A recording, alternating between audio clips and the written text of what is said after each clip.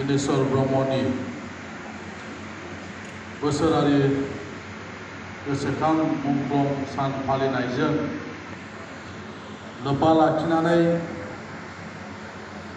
खुंजानाय बे सावराय मेलनि मानिजाथाव आफादगिरि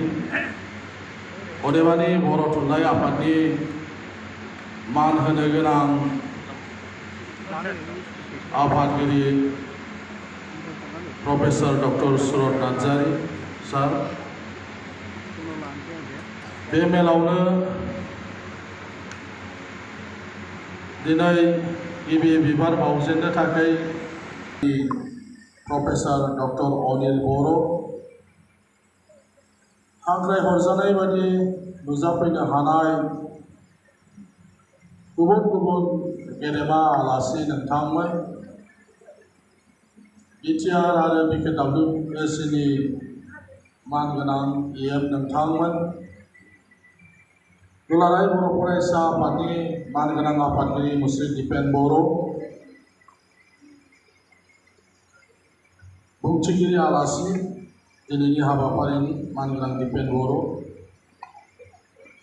आबोबनि मानगोनां लेङाइ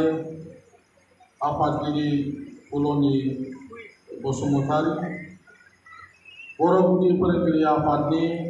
गाहाय नेहाथारि थानेस्वर ब्रह्म दैमारि दुलाराय बर' हारिमु आफादनि गाहाय नेहाथारि बिजितगिरि बसुमतारी इउपिपिएलनि गाहाय नेहाथारि राजु नार्जारी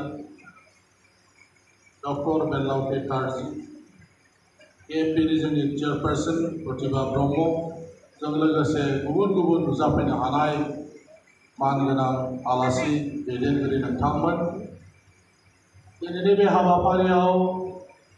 नुजाफैनो हानाय बर' थुनलाइ आफादनि मिरुनि गासै मानगोनां दैदेनगिरि नोंथांमोन जिल्ला आफादनि मानगोनां आफादगिरिजों